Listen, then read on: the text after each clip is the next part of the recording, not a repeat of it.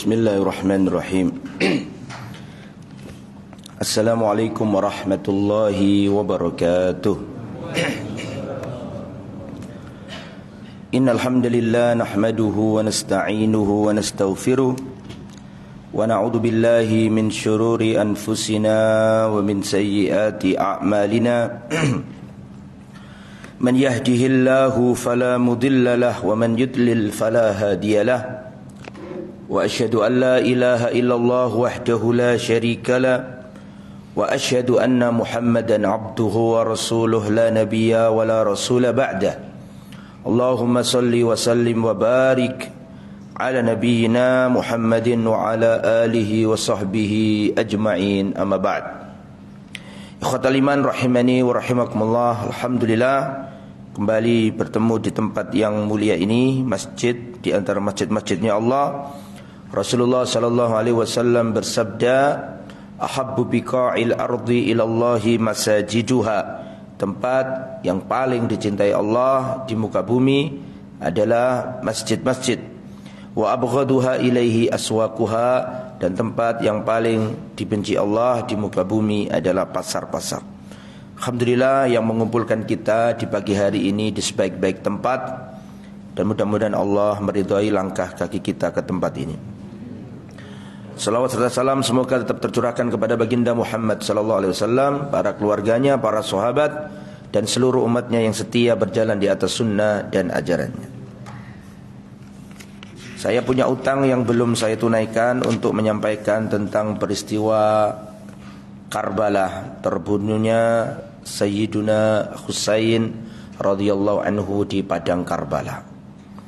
Kalau kita bercerita tentang gugurnya Husain radhiyallahu anhu di padang Karbala, gak bisa langsung dijujuk, mesti ada peristiwa-peristiwa apa? Sebelumnya. Dan itu awalnya adalah tragedi terbunuhnya Sayyiduna siapa?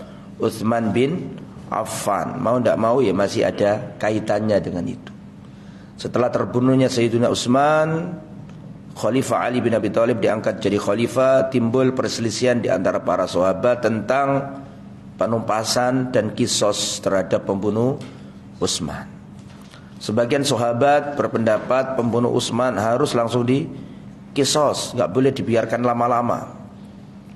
Tapi Khalifah Sayyidina Ali bin Abi Thalib dengan menimbang kemaslahatannya belum mampu untuk mengkisos para pelaku pembunuhan terhadap Sayyidina Utsman bin Affan. Karena dianggap lama tidak segera mengkisos pelaku pembunuhan tersebut, maka beberapa sahabat langsung bertindak untuk melakukan operasi penumpasan orang-orang yang terlibat dalam pembunuhan Sayyidina Ali, yang dikenal dengan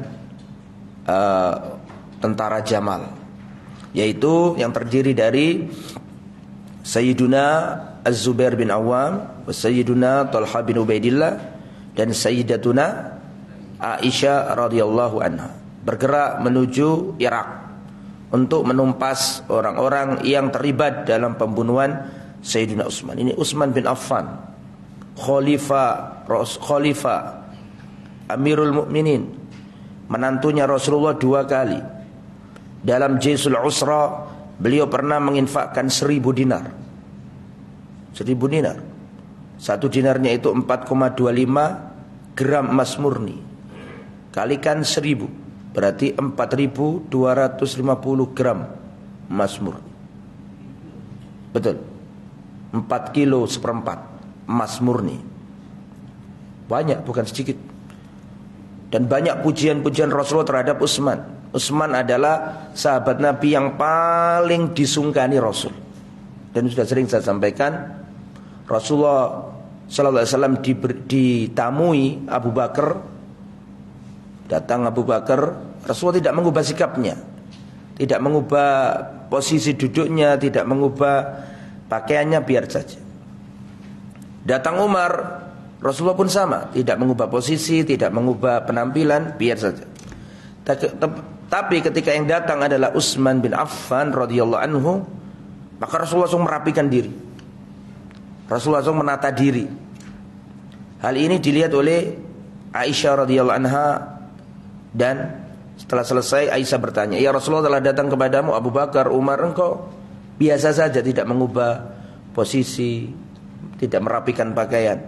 Tapi ketika Utsman datang, panjenengan langsung merapikan diri, mengubah posisi. Ada apa ya Rasul? Kenapa kok ada perbedaan?" Kata Rasulullah, "Bagaimana aku tidak malu kepada orang yang Jibril saja malu kepadanya." Makanya asdaku ummati hayaan Utsman bin Affan. Umatku yang paling bagus, paling benar rasa malunya adalah Utsman, bukan Abu Bakar, Utsman bin Affan. Dan keutamaan Utsman sangat banyak, gak mungkin disampaikan dalam satu pertemuan. Tentu hal itu memacu para sahabat ini, kenapa Ali kok gak segera mengkisos pembunuh siapa? Utsman. Padahal ini orang mulia, pernah membebaskan sumur diminum oleh orang-orang Medina. Orang ngasih minum anjing aja dapat pahala, beli sumurnya dan ngasih minum ke para sahabat untuk wudu, untuk sholat. Ya, kenapa dibiarkan darahnya tertumpah, tidak ada yang mengkisos? Karena dianggap lamban. Maka Aisyah, Tolha, Zubair bergerak. Namanya pasukan apa? Jamal. Sehingga nanti perangnya disebut perang apa? Jamal.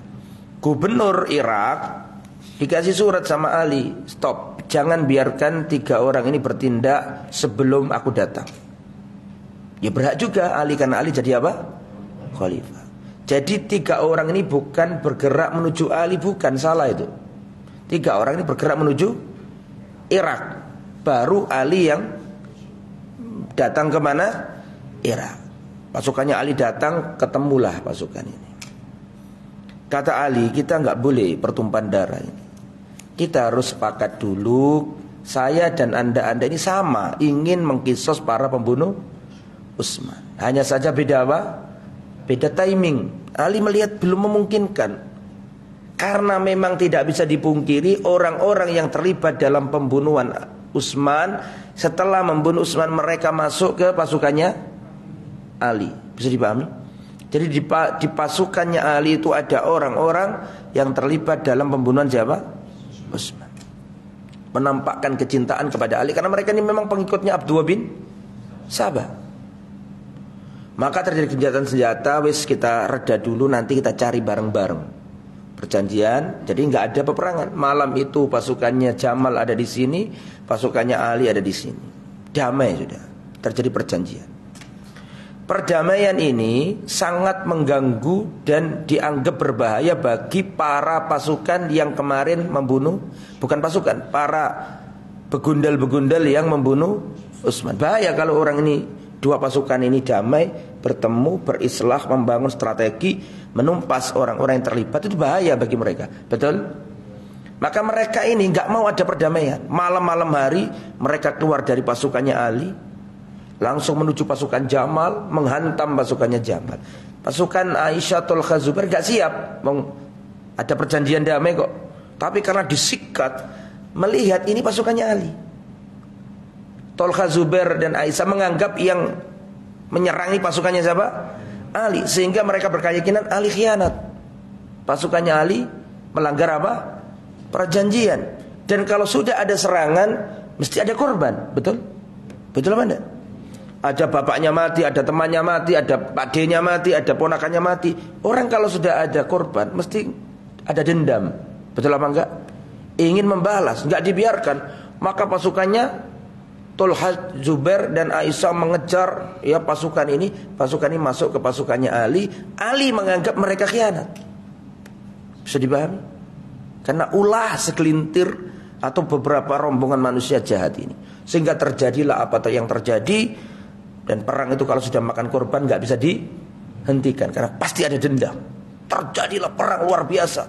Tolha, Zubair mengatakan berhenti, gak bisa, karena sudah ada korban. Terjadilah perang dahsyat.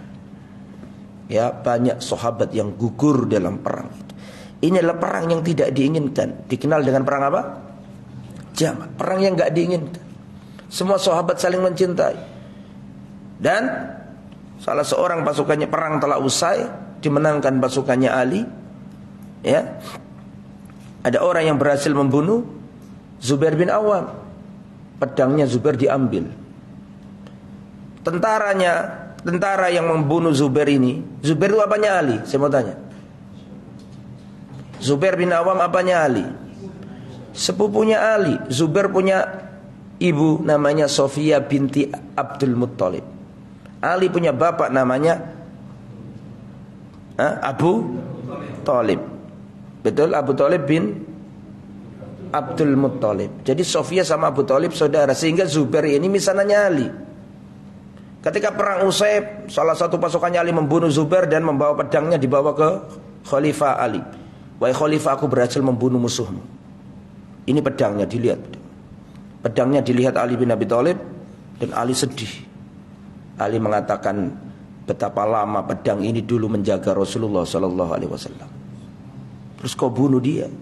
Kabarkan kepada pembunuh bahwa dia akan masuk neraka. Ya, Ali itu sedih.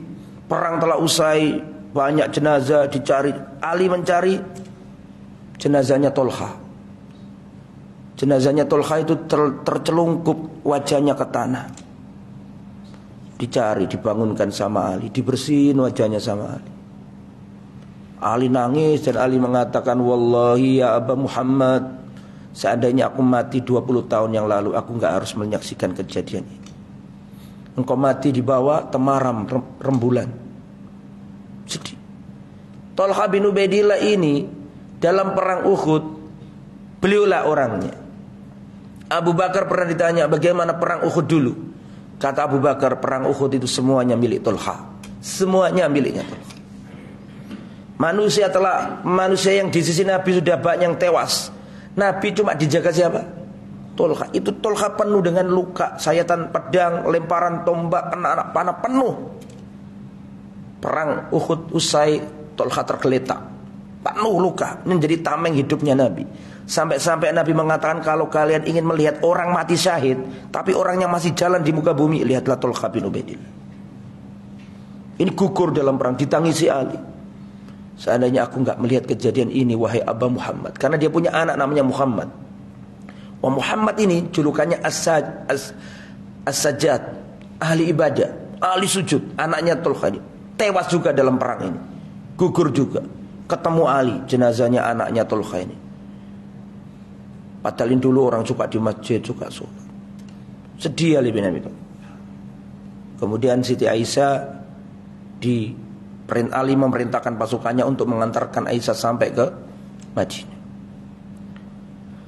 Belumlah reda perang Jamal, terjadi perang apa? Setelah reda perang Jamal terjadi perang Siffin.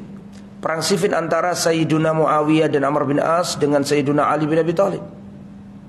Muawiyah ada di Syam, Amr bin As ada di Mesir, satu kongsi, satu sekutu melawan Ali. Muawiyah tidak hendak merebut kekuasaannya Ali. Muawiyah sendiri dalam riwayat mengatakan, ana a'lamu annaka afdal minni. Aku tahu wahai Ali, kau itu lebih utama dari aku. Tapi Utsman itu dulurku. Utsman itu sepupuku. Darahnya Hadar tertumpah, gak ada yang nolong. Itu kewajiban khalifah untuk membasmi para pembunuh. Saudaraku, Utsman Qisas itu hakku. Kenapa engkau gak bunuh para pembunuh siapa? Utsman. Dan Muawiyah merasa punya pasukan, dan pasukannya sangat loyal. Penduduk negeri Syam, orangnya nurut-nurut penduduk Syam. Berbeda dengan orang-orang apa? Kufah. Terjadilah perang. Dalam perang itu antara Syam dengan Irak bertemu. Padahal Syam ini perbatasannya Romawi. Betul apa enggak? Syam ini kalau ke utara kan sudah Turki, Pak. Turki zaman itu kan sudah Romawi, betul? Belum Turki yang sekarang. Romawi Raya, Yunani. Mereka bangsanya Yunani pada waktu itu. Belum dikuasai bangsa Turki sekarang. Maka pasukan salib sudah merangsek menuju selatan ke arah Syam karena tahu di negeri di negeri Islam terjadi apa? Perpecahan. Maka tentara salib berangkat semuanya sudah ada di pinggiran negeri Syam. Ingin siap-siap menyerbu ini, mumpung antara khalifah sama gubernurnya tidak apa? tidak akur, berantem. Maka mereka ada di perbatasan. Dan mereka nulis surat kepada Muawiyah. Wahai Muawiyah, kalau kamu mau, kita akan kirim pasukan kami, pasukan salib maksudnya, untuk membelamu melawan musuhmu, yaitu Ali bin Abi Thalib. Marah Muawiyah dan nulis surat balasan dan mengatakan, ya Kalab, wahai anjing, kalau engkau tidak menarik pasukanmu dari perbatasan negeri Syam, apa urusanmu dengan dua saudara yang sedang bertikai? Wallahi, kalau engkau tidak menarik pasukanmu dari bumi Syam, aku akan berdamai dengan anak pamanku. Siapa? Aku akan memang saudara kan, sama-sama dari Bani Abdi Manaf, dan sudah bolak-balik saya sampaikan nasab mereka. Seandainya engkau tidak tarik pasukanmu, aku akan berdamai dengan anak pamanku. Kami akan bersatu dan kami akan datangkan pasukan yang ujungnya ada di istanamu dan ekornya ada di Damaskus, Suriah. Itu mereka. Kalau zaman sekarang mungkin ayo sini, pasukanmu sini untuk. Zaman dulu enggak. Pertikaian mereka itu sebenarnya karena ada keadaan yang menjadikan seperti itu. Perang ini dimenangkan oleh Ali bin Abi Thalib, dan Ali tidak pernah kalah perang, nggak pernah Ali kalah perang itu. Pendekar Ali itu, singa Ali bin Abi Thalib. Perang ini berujung dengan perdamaian. Ali balik kemana? Ke Kufah. Ali adalah satu-satunya khalifah atau khalifah pertama kali yang memindahkan ibu kota negara dari Madinah ke luar Madinah, dipindah ke Kufah. Muawiyah balik ke Syam, Amr bin As balik ke Mesir, Ali balik ke Kufah. Gencatan senjata. Dari peristiwa ini, namanya peristiwa arbitrase itu apa namanya? Perjanjian apa? Iya, perjanjian damai itu. Ada orang yang barisan sakit hati, namanya orang-orang apa? Khawarij. Orang Khawarij itu menganggap bahwa kegonjang-ganjing negeri Islam ya gara-gara tiga orang ini, Ali,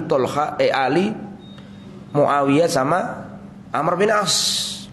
Karena orang Khawarij itu pengennya Ali ini enggak genjatan senjata. Pengennya Ali ini apa? Menumpas Muawiyah dan siapa? Amr bin As, dan menawan Aisyah. Tapi Ali enggak, mangkel nih kelompok barisan sakit hati ini, namanya kelompok Khawarij. Mereka membuat kamp militer di Nahrawan, membuat keonaran di sana. Maka akhirnya diperangi sama Ali bin Abi Thalib. Itu sudah pernah saya sampaikan semua di sini. Maka ini perang yang ketiga. Jadi perang pertama perang apa? Jamal, perang kedua perang Siffin, perang ketiga perang Nahrawan. Semua perang ini membuat Ali sedih kecuali Nahrawan. Semua perang ini Ali gak dipuji. Perang ini perang saudara. Ali gak bangga, Ali pun gak dipuji karena menang perang ini. Kecuali perang yang terakhir nih. Perang apa? No. Gak ada satupun sahabat Nabi di tempat itu. Jamal masih ada, Siffin dua-duanya ada sahabat Nabi, betul? Tapi Nahrawan gak ada. Maka mereka ditumpas. Ditumpas sakit hati mereka ini. Mereka mengutus 3 orang. Satu dikirim ke Kufah untuk membunuh Ali, satu dikirim ke Damaskus untuk membunuh Muawiyah, satu dikirim ke Mesir untuk membunuh Amr bin As. Maka berangkatlah 3 manusia yang celaka ini. Datang ke Kufah ketika Sayyiduna Ali bin Abi Thalib ngimami sholat subuh, ditikam, ditusuk. Namanya siapa? Kok Abu Lu'lu kok campur sama ceritanya Umar ini. Siapa? Abdurrahman bin Muljam ya. Dibunuh, ditangkap sampai Ali gugur. Tapi ditangkap ini Abdurrahman bin Muljam dan dieksekusi, tewas juga. Yang satunya datang, aksinya sama, gerakan 13 PKI bukan ya, gerakan ya subuh-subuhi. Sayyiduna Muawiyah sedang sholat, ditusuk, kena juga Pak, berdarah, tapi nggak sampai wafat beliau. Tapi karena itu beliau nggak punya anak lagi. Kena berdarah, tapi gak sampai wafat. Ketangkep, eksekusi juga. Yang terakhir kemana tadi? Ke Amr bin As, ke Mesir. pada waktu itu Amr bin As sakit. Amr bin As sedang sakit, digantikan Kharijah. Kharijah ngimami sholat subuh. Dikira zaman dulu kan nggak ada fotonya gubernur, nggak ada, pokoknya ngimami ya berarti gubernur kan gitu. Zaman dulu nggak ada media sosial. Nah ini orang berangkat ke sana yang nggak tahu yang mana Amr bin As, nggak tahu, pokoknya ngimami itu gubernur. Dikira Amr bin As dibunuh, Pak.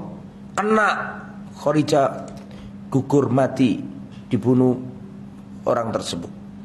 Dikira siapa? Amr bin As. Dan tiga-tiganya dieksekusi. Tapi yang berhasil terbunuh Sayyiduna Ali. Satu terbunuh juga tapi bukan Amr bin As. Ali bin Abi Thalib wafat, diganti siapa? Al-Hasan. Al-Hasan gak lama, beberapa bulan saja. Terus Al-Hasan lengser. Beliau melengserkan diri, bukan lengser, melengserkan diri. Terus kekhalifahan dikasihkan Muawiyah. Sehingga pada tahun 41 Hijriah, 30 tahun setelah Rasulullah wafat. Betul? Betul apa enggak? 30 tahun setelah Rasulullah wafat, itu Hasan melengserkan diri, dikasihkan ke Muawiyah, dan kaum muslimin sepakat membaiat Muawiyah. Jadi yang baiat Muawiyah itu juga para sahabat Nabi, karena banyak orang enggak paham. Yang membaiat Muawiyah juga siapa? Para sahabat Nabi.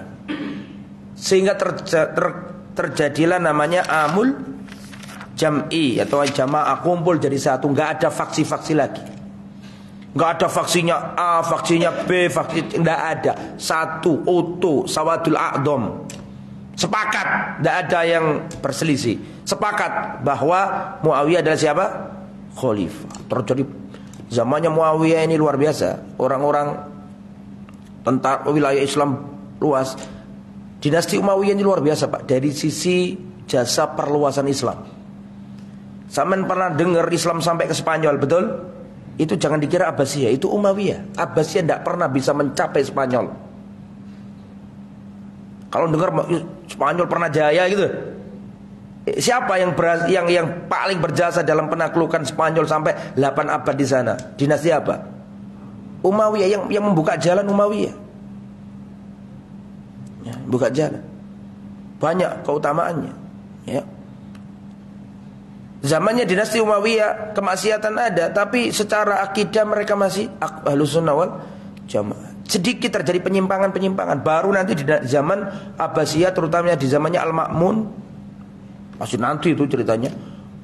Buku-buku Yunani diterjemahkan, Aristoteles, Socrates, Plato, muncullah pikiran-pikiran aneh. Kalau dinasti Umayyah sibuk penaklukan, perluasan wilayah, gagah luar biasa. Di zaman ini dibuat kapal-kapal apa? Perang.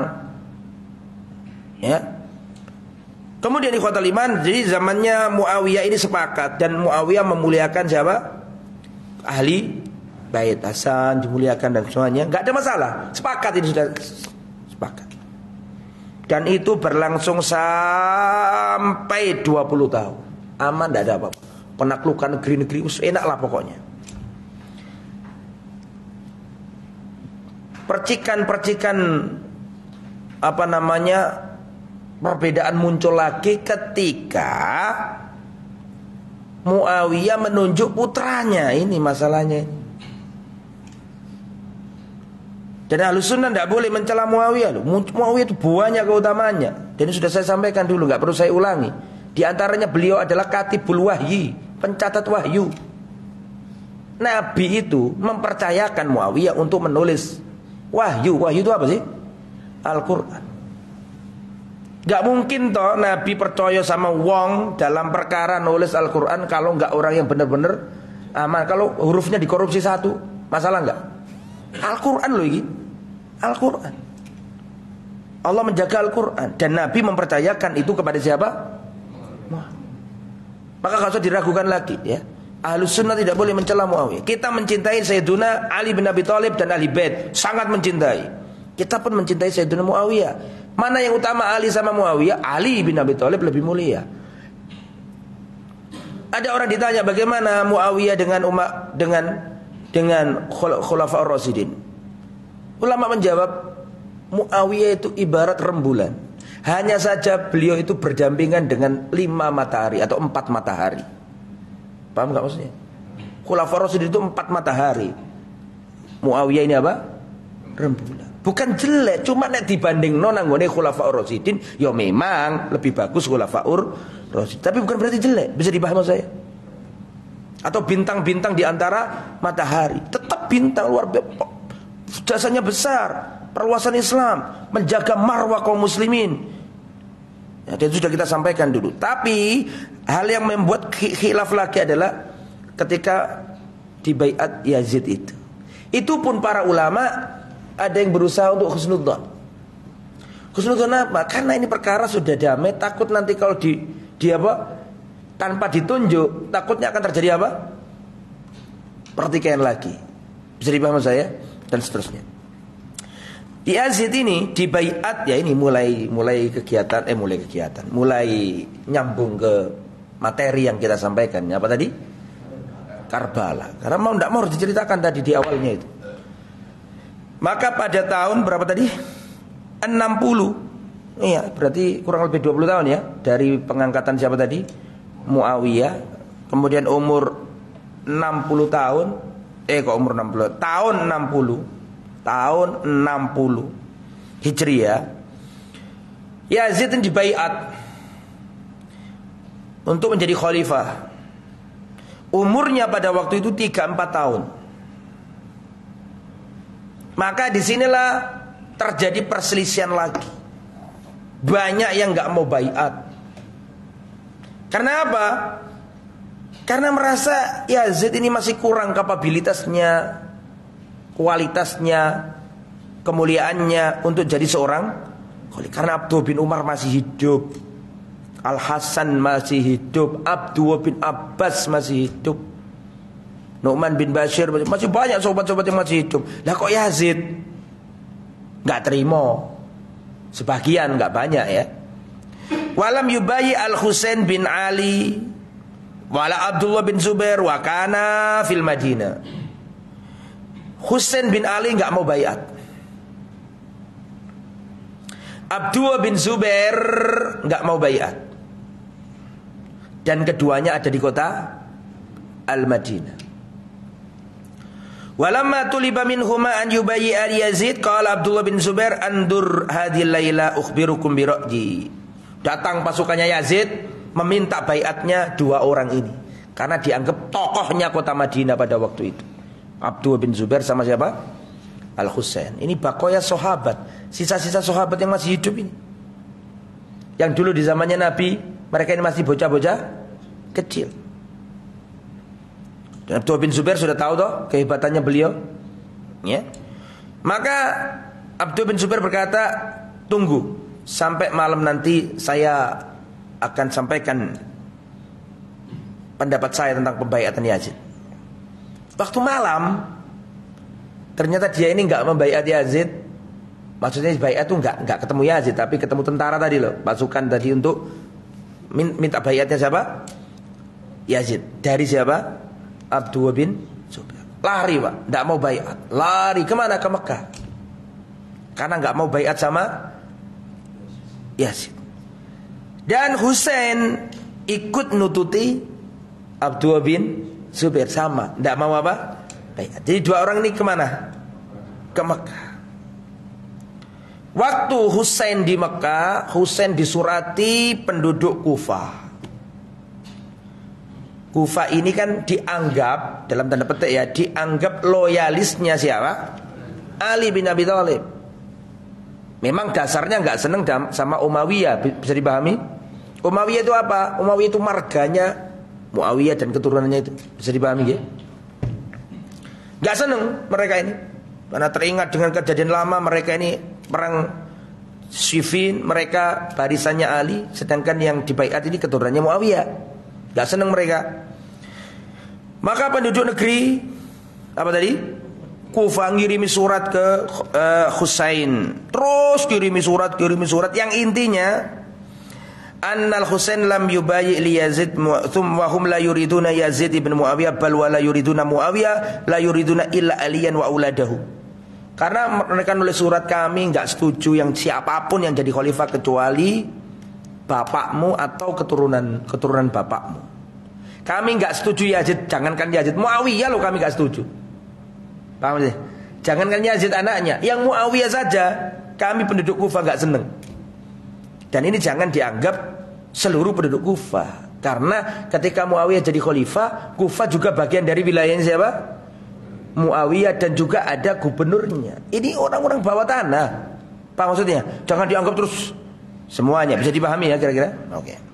Jadi di Kufah pun ada gubernur yang ikut Yazid.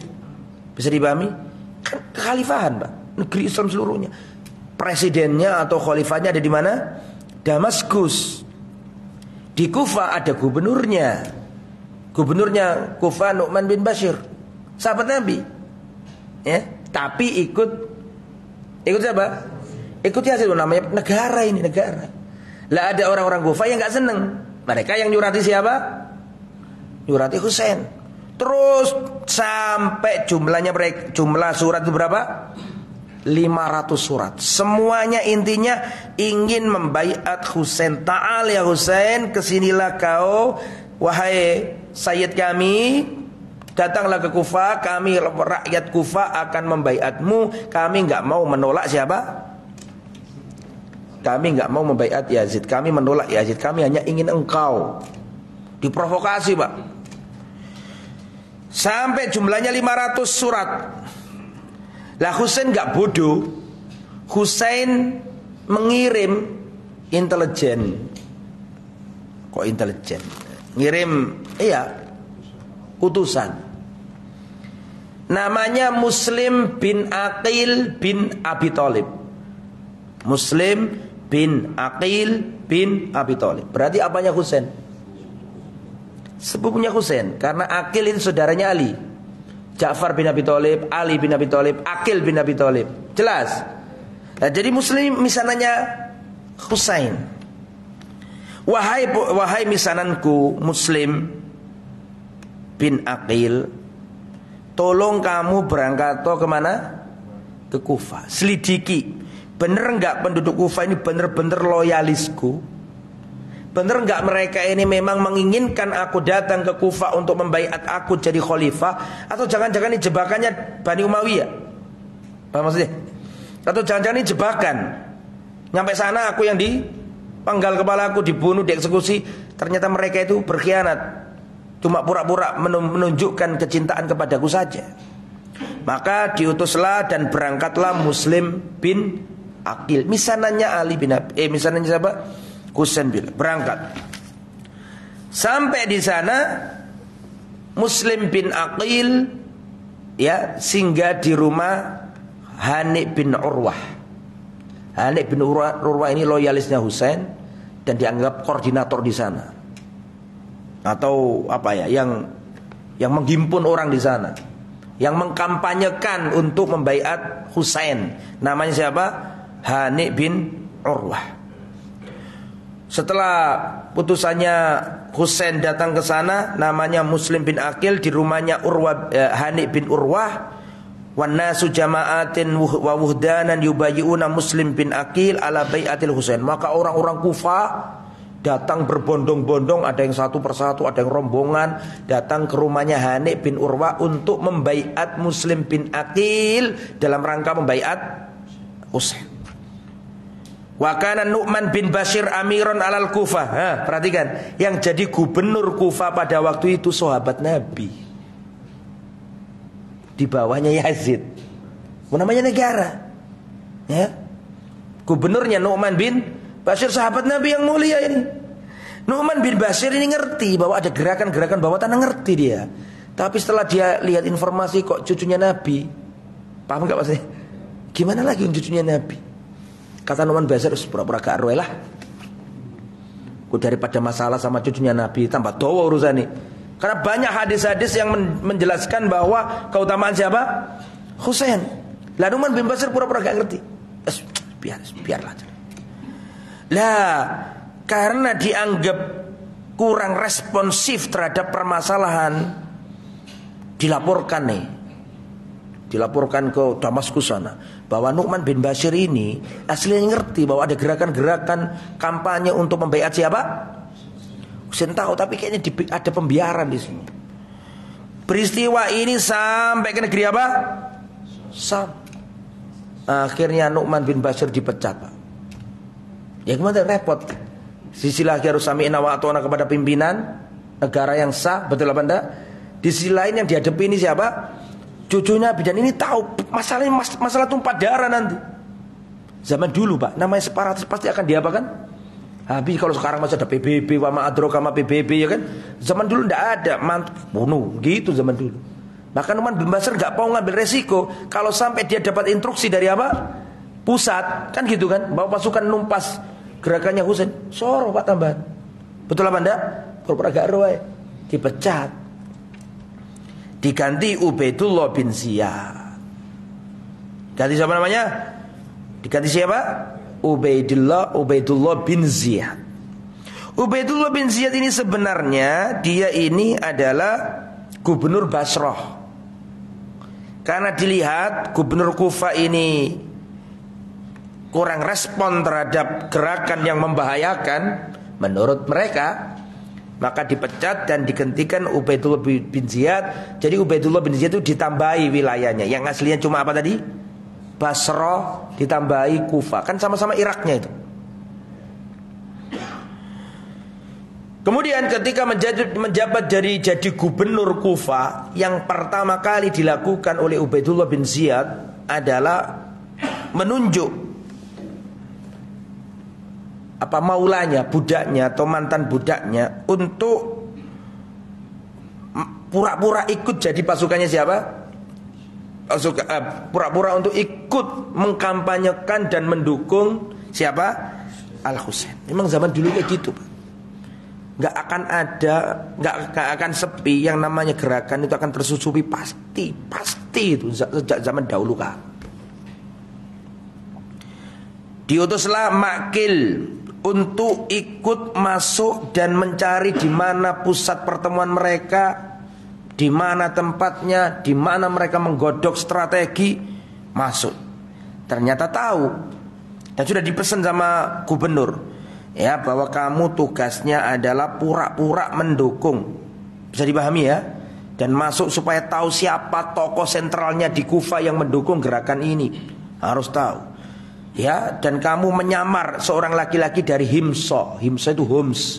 Sekarang ada di mana? Suriah. Dikasih 3.000 dinar untuk mendukung kampanye pembaiatan siapa tadi? Al-Husain. Dikasih 3.000 dinar. Ayo 3.000 dinar, ayo dikonversi ke rupiah dulu. Satu dinarnya 4,25 gram emas murni. Betul? Kali 1.000 aja sudah berapa? 4.250 gram. Betul? Kalau 3 berarti 12,75. Betul gak? 12,375. Nggih. Iya dah. Kurang lebih. Kalau anggaplah 1 gram emas murni itu 1 juta, berarti 12 M. Betul, 12 M. Zaman itu, Pak, sedikit apa banyak? Oh, banyak lah. Intinya kampanye totalitas ini. Dikasih uang, kan itu yang membuat orang percaya. Betul apa enggak? Siapa yang gak percaya bahwa uang segitu banyaknya nih? Wah, seneng itu. Sudah selesai tadi? Ya, gak kerosok. Terus lanjutnya, perhatikan. Fadhaba Makil ke Kufah. Makil yang tadi loh, orang yang dikasih dana berapa tadi? 3.000 dinar, yang sekarang mungkin kurang lebih 12 M lebih. Masuk, merangsuk, dilihat-lihat. Oh, tahu ternyata pusatnya itu ada di tempatnya siapa tadi? Hani bin Urwah. Maka dia masuk, terus menawarkan, saya menawarkan bantuan, karena saya nggak seneng sama kekhalifahannya siapa? Yazid. dolim begini, A, B, C, D disebutkan semuanya. Terus kampanye siap mendukung gerakannya pembaiatan Husain, terus digelontorkan dana. Orang yang percaya. Nah, itu hati-hati nih orang sing ngono ki. Kok cek gampang ya, hati-hati, bisa jadi itu intelijen itu. Nah, gitu ya. Dan itu dari zaman ke zaman mesti ada Pak. Sampeyan tahu kisah tidak ikutnya Ka'ab bin Malik dalam perang Tabuk, masih ingat? Yang dihajar Nabi sampai 50 hari itu, Pak. Halo. Ojo ngomong gak ero ya, dawa ceritanya. Akhirnya kan dihajar Nabi sampai 50 hari itu, Pak. Gak dijak ngomong, gak dia apa, masih ingat? Itu saja Romawi dulu kirim surat ke Ka'ab bin Malik. Teman-temanmu telah menyanyiakan dirimu. Ta'al, kesinilah ke Romawi. Padahal itu kejadian yang hanya setitik di negeri Islam. Wah, Ka'ab bin Malik juga bukan jenderal. Ka'ab bin Malik juga bukan panglima perang. Cuma prajurit biasa saja. Dihajar Nabi dan para sahabat. Dihajar bukan dihajar ya. Dihajar. Ngerti dihajar tak? Diboikot, gak dijak ngomong. Selama 50 hari, betul toh? Itu saja beritanya sampai ke Romawi loh. Apalagi peristiwa pembaiatan kayak gini gak mungkin, pasti ketahuan. Bisa dipahami ya?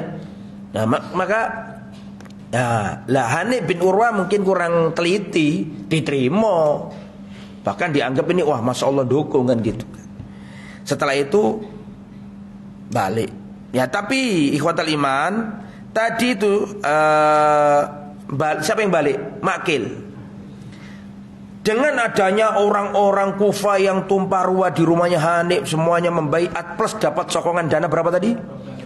12 M. Wah, ini berarti Muslim bin Aqil membuat kesimpulan. Muslim bin Aqil tahu kan siapa tadi?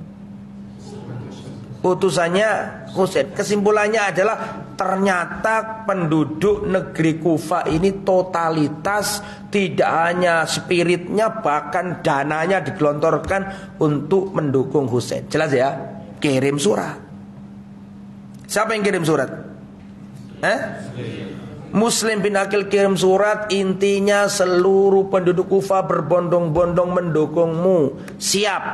Siap untuk dihijroi dari mana tadi? Mekah ke Kufah untuk membaiat Anda jadi khalifah. Oh seneng ya Yazid. Berangkat ya Yazid sudah. Ya. Husain kok ya astagfirullahaladzim. Iya, Husain. Itu langsung ditegur aja gitu. Biar enggak salah ini kalian direkam. Oke. Khurujul Husain ilal Kufah ba'da an istaqarratil umur wa baya katsir minan nas li Muslim bin Aqil arsala ilal Husain an aqdim fa innal amra qad tahayya. Kata Muslim bin Aqil, wahai Husain, perkaranya sudah jelas, orang-orang sudah siap, sudah prepare semuanya, sudah settle semuanya, monggo kalau mau berangkat. Berangkatlah Husain, Pak. Husain berangkat pada waktu itu tanggal 8 Dzulhijjah. Hari apa berarti? Hari Tarwiyah. Hari Tarwiyah. Wa kana Ubaidullah qad alima ma qama bi Muslimin qala alayya bihani bin Urwa faji'a bihi. Ketika sudah tahu masalah semuanya, Ubaidullah bin Ziyad nyuruh orang nangkep Hanif bin Urwah. Karena sudah tahu kan tadi. Ditangkep, dibawa ke istanaku ke gubernuran. Ditangkep nih Hanif bin Urwah. Fanada ditanya, "Ya Hanif bin Urwah, aina Muslim bin Aqil?" Mana Muslim bin Aqil? Bukankah kamu yang menjadi tuan rumahnya Muslim bin Aqil? Bukankah di rumahmu ada kampanye-kampanye pembaiatan kepada Husain? Maka Hanif bin Urwah berkata, "Lah, adri aku gak tahu apa-apa. Kok ada tuduhan ini dari mana ini?" Pura-pura gak tahu. Setelah itu Ubaidullah bin Ziyad memanggil maulanya tadi, itu mantan budaknya yang disuruh nyamar tadi. "Ta'al ya Makil." Makil keluar. Ketika Hanif bin Urwah lihat wajahnya Makil, wis selesai masalah. Paham gak maksudnya? Entek. Ternyata iki wong sing nggawa duit 12 M iki, ternyata dia ini mata-matanya apa? Gubernur. Ketika lihat wajahnya Makil, wis entek sudah. Ya. Hal ta'rifu, kamu tahu orang ini? Naam. Fa usqita fi yadi, jatuh sudah. Fa'arafa annal mas'alah kanat khud'ah. Ternyata baru paham Hanif bin Urwah, ternyata tipu dayanya Ubaidullah bin Ziyad. Maka faqala Ubaidullah bin Ziyad, Aina Muslim bin Aqil? Hani, sudah jangan bohong lagi. Sudah. Selesai masalahmu itu sudah. Mana Muslim bin Aqil? Kata Hani bin Urwa, wallahi law kana tahta qadami ma rafa'tuha. Demi Allah, seandainya dia ada di bawah kakiku, tidak akan aku angkat kakiku. Artinya enggak mau saya serahkan gitu. Maka ditebas kepalanya, mati. Tewas Hani bin Urwa.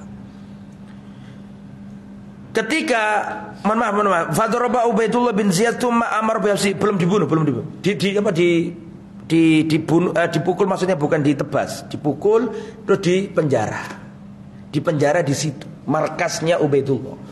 Maka datanglah Muslim bin Aqil membawa pasukan yang tadi itu, yang setia tadi itu, untuk mengepung istananya Ubaidullah bin Ziyad. Ya, mereka jumlahnya 4.000 orang. Sedikit atau banyak? Banyak. Istana kegubernuran didemo.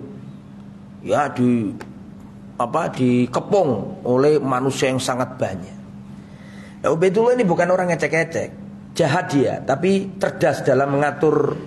Jahatnya jahat, kita nggak bakat dia. Jahatnya jahat dia, tapi memang ahli dalam apa? Strategi. Sudah jadi gubernur zaman itu. Ya, orang harus pintar siasat. Kalau nggak gitu ya putus tengah jalan. Maka dia mengumpulkan orang-orang pembesar apa? Pembesar Kufah, dedengkot sesepuh-sepuh. Dikasih dana, piye carane supaya orang yang ngepung ini balik pulang ke rumah masing-masing. Paham maksudnya ya? Maka orang tokoh-tokoh ini sudah dapat uang, dikasih provokasi, kampanye ke rumah-rumahnya ibu-ibu, bapak-bapak yang anaknya ikut pasukannya siapa? Muslim bin Aqil. Hati-hati anakmu ya. Ini kalau besok terjadi pasukan akan datang, akan dihabisi anakmu. Jangan mau. Ini negara sudah aman, jangan ikut-ikutan. Cegah anakmu. Akhirnya bapaknya datang, kamu aja elok anak mulai. Datang bapaknya, datang emaknya, sampai yang tersisa cuma tinggal beberapa orang saja. Ila salasuna rajulan, cuma 30 orang saja. Dari berapa? 4. Ya.